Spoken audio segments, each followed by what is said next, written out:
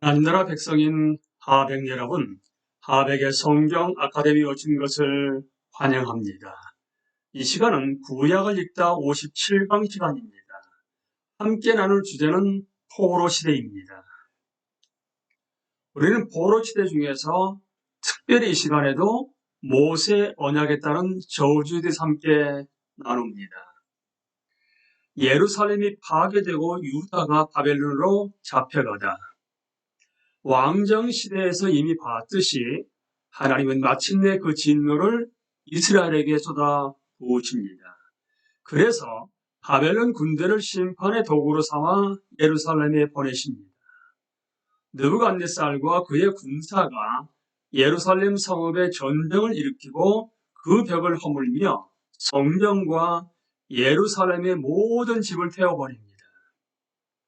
칼에 죽지 않은 자들은 바벨론의 포로로 잡혀가고 가장 빈곤한 자들만이 그 땅에 남습니다. 예배를 드릴 때 사용했던 집기들 및 성전에 사용하던 가구들과 여타 물품들도 바벨론으로 이송됩니다. 이러한 집기들은 몇 년 후 다니엘서에 다시 등장합니다. 느부갓네살의 시위대장 느부사라다는 제사장이나 고관들과 같은 지도층, 그리고 예루살렘 도상에서 발견한 60명을 립바로 끌고 와서 그곳에서 쳐 죽입니다. 역대하는 유다의 마지막 몇몇 왕의 기록으로 마무리되는데 예루살렘의 파괴를 묘사한 내용과 하나님이 심판을 내리시는 이유에 대한 설명, 고레스 왕이 내린 조서 등이 포함되어 있습니다. 역대하는 시드기야가 반역을 벌이고 마음을 강팍하게 했던 일을 회상한 이후 예루살렘과 성전이 파괴된 이유를 다음과 같이 설명합니다. 모든 제사장들의 우두머리들과 백성도 크게 범죄하여 이방 모든 가증한 일을 따라서 여호와께서 예루살렘에 거룩하게 두신 그의 전을 더럽게 하였으며 그 조상들의 하나님 여호와께서 그의 백성과 그 거하시는 곳을 아끼사 부지런히 그의 사신들을 그 백성에게 보내어 이루셨으나 그의 백성이 하나님의 사신들을 비웃고 그의 말씀을 멸시하며 그의 선지자를 욕하여 여호와의 진노를 그의 백성에게 미치게 하여 회복할 수 없게 하였으므로 하나님이 갈대아 왕의 손에 그들을 다 넘기심에 그가 와서 그들의 성전에서 칼로 청년들을 죽이며 청년 남녀와 노인과 병약한 사람을 긍휼히 여기지 아니하였으며 여호와 하나님은 참으로 노하기를 더디하시며 긍휼이 많으신 분이십니다.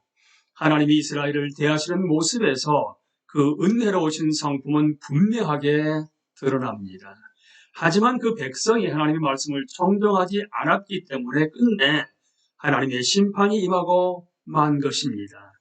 그리고 에스겔 선지자도 예루살렘이 함락되었다는 충격적인 소식을 전해 듣습니다.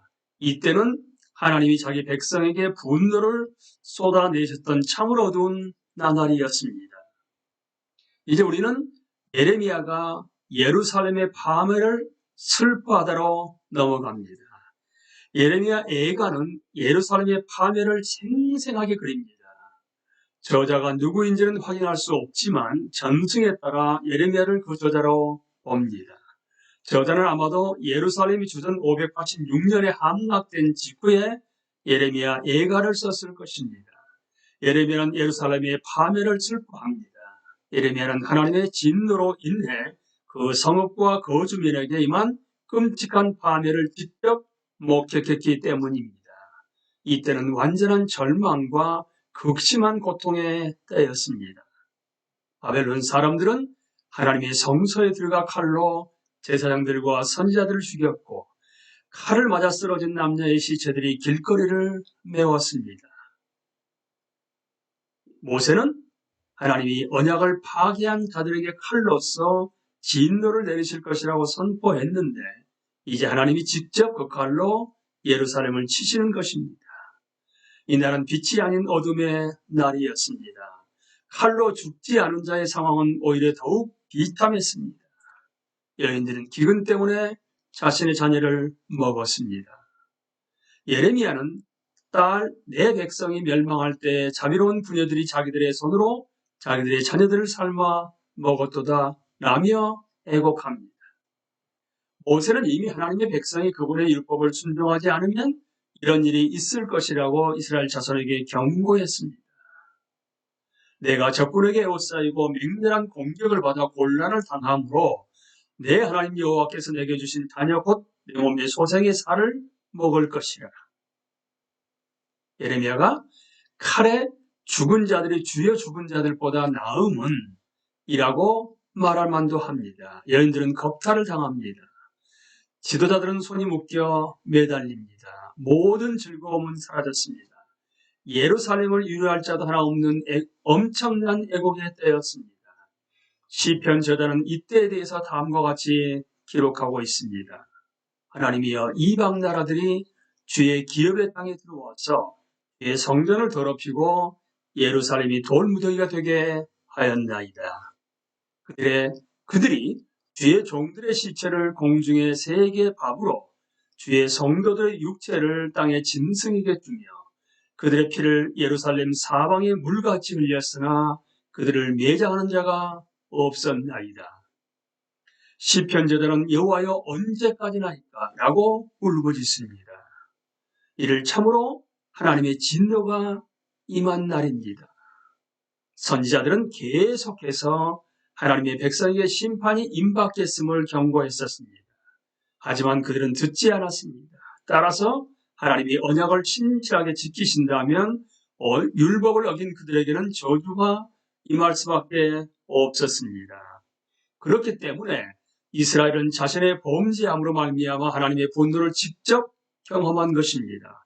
모든 것이 완전히 파멸해버린 상황에서 예레미야는 하나님의 백성이 심각하게 죄를 저질렀음을 인정합니다. 그리고 질문을 던집니다. 살아있는 사람은 자기 죄들 때문에 벌을 받나니 어찌 원망하랴. 예레미야는 계속해서 그 백성의 죄를 강조합니다. 우리의 마음과 손을 아울러 하늘에 계신 하나님께 들자. 우리의 범죄함과 우리의 반역함을 주께서 사하지 아니하시고 진노로 자신을 가리시고 우리를 추격하시며 죽이시고 긍휼을 베풀지 아니하셨나이다. 예레미야는 예루살렘이 포위된 상황을 묘사하면서 전에 소돔이 사람의 손을 대지 아니하였는데도 순식간에 무너지더니 이제는 딸 내 백성의 죄가 소돔의 죄악보다 무겁도다 라고 인정합니다. 이스라엘의 죄 때문에 하나님이 분노와 화를 쏟아내신 것입니다. 예레미야는 애통함과 절망감에 사로잡혀 아무런 희망이 남아있지 않다고 느낍니다. 하지만 그때 예레미야는 하나님께 시선을 돌립니다. 이것을 내가 내 마음에 담아 두었더니 그것이 오히려 나의 소망이 되었사옴은 여호와의 인자와 긍휼이 무궁하심으로 우리가 진멸되지 아니함이니이다. 이것들이 아침마다 새로우니 주의 성실하심이 크시도소이다. 내 심령에 이르기를 여호와는 나의 기업이시니 그러므로 네가 그를 바라리라 하도다. 기다리는 자들에게나 구하는 영혼들에게 여호와는 선하시도다. 예레미야는 모든 것이 완전히 파괴된 상황에서도 긍휼하심이 아침마다 새로운 하나님의 변함없인 성품에 희망을 둡니다. 선지자는 하나님의 진노로 나타난 그 파멸이 얼마나 끔찍했는지를 생각합니다. 그리고 나서 이러한 비극적인 상황에서도 하나님께 자비를 구하며 기도합니다. 그는 하나님이 보좌에서 다스리시는 것을 알고 하나님께 호소합니다. 여호와여, 우리를 주께로 돌이키소서. 그리하시면 우리가 주께로 돌아가겠사오니 우리의 날들을 다시 새롭게 하사 옛적 같게 하옵소서. 주의 소리를 아주 버리셨사오며 우리에게 진노하심이 참으로 크시니이다. 좋은 소식은 하나님이 자기 백성을 완전히 거부하시지는 않으셨다는 점입니다. 선지자들이 계속해서 선포했던 것처럼 회복의 때가 임할 것입니다. 예레미야 이가를 아직 읽어보지 않으셨다 하게 되면 꼭 읽어보시기를 권합니다. 이 책은 예루살렘의 멸망을 가장 종합적으로 또한 가장 직접적으로 묘사했다는 점에서 중요합니다. 예레미야를 읽으면서 하나님이 자기 백성에게 어느 정도로 심판을 내리셨는지 깊이 생각해 보십시오. 예루살렘의 멸망은 죄의 대가가 얼마나 심각한 것인지를 깨닫는 엄중한 사례이기 때문입니다. 이 우리는 그달리아가 예루살렘의 총독으로 임명되다로 넘어갑니다. 예루살렘은 완전히 파괴되었고 하나님의 성전은 폐허가 되었습니다. 그리고 살벌했던 포위 공격을 당하고도 살아남은 자들은 포로로 끌려갑니다. 그 무리 중에는 온몸이 사슬로 묶인 시드기야 왕도 있었습니다. 느부갓네살은 시드기야 보는 앞에서 아들들을 다 죽였고 그의 두 눈도 뽑았습니다. 그렇게 해서 그 땅에는 빈곤한 자들만이 남았습니다. 그리고 예레미야 선지자도 그들 가운데 있었습니다. 느부갓네살은 그달리아를 총독으로 임명하여 그 성읍에 남은 자들을 통치하게 합니다. 하지만 반란이 일어나 사람들이 이스마엘을 따라 그달리아를 죽이고 맙니다. 예레미야는 이 끔찍한 사건들도 목격했습니다. 그런데 남은 자들은 일어난 사건들 때문에 근심하기 시작했습니다. 그들은 예레미야에게 와서 하나님이 말씀하시는 대로 다 할 테니 하나님께 기도를 해달라고 부탁합니다. 예레미야는 그들에게 바벨론 사람들을 두려워하지 말며 애굽에 가지도 말라고 말합니다. 그런데 예레미야가 말을 마치기 무섭게 사람들은 말합니다. 내가 거짓을 말하는도다. 그들은 선지자를 통해서 주신 하나님의 말씀을 듣지 않았고 유다 땅에 살라 하시는 여호와의 목소리를 청종하지 않았습니다. 남은 자들도 하나님의 목소리에 순종하지 않았기 때문에 열방의 축복이 되지는 못하고 오히려 저주가 되었습니다. 그런데 애굽에 있는 사람들은 예레미야가 심판을 전하는 말씀에 이렇게 답합니다. 내가 여호와의 이름으로 우리에게 하는 말을 우리가 듣지 아니하고 우리 입에서 낸 모든 말을 반드시 실행하여 우리가 본래 하던 것 곧 우리와 우리 선조와 우리 왕들과 우리 고관들이 유다 성읍들과 예루살렘 거리에 사던 대로 하늘의 왕에게 분향하고 그 앞에 전제를 드리리라. 때는 우리가 먹을 것이 풍부하며 복을 받고 재난을 당하지 아니하였더니 이 모든 일이 일어난 후에도 유다의 남은 자들은 계속해서 우상 숭배를 하고 있었던 것입니다. 예레미야는 그 백성들에게 그들이 하나님의 목소리를 듣지 않았기 때문에 재앙이 임한 것이라고 일깨워줍니다. 예레미야는 그들에게 다음과 같이 말합니다.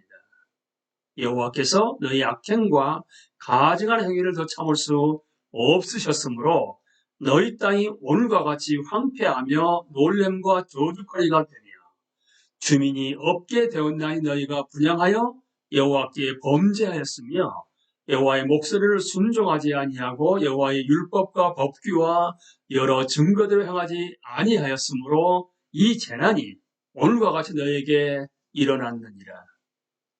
이렇게 해서 예레미야는 유다의 남은 자들과 그들이 새롭게 정착한 애굽에 대해서도 심판을 선포합니다. 우리는 이 시간까지 모세 언약에 따른 저주를 마쳤습니다. 다음 시간에는 선지자 오바댜로 넘어가겠습니다. 강의를 마치겠습니다. 감사합니다.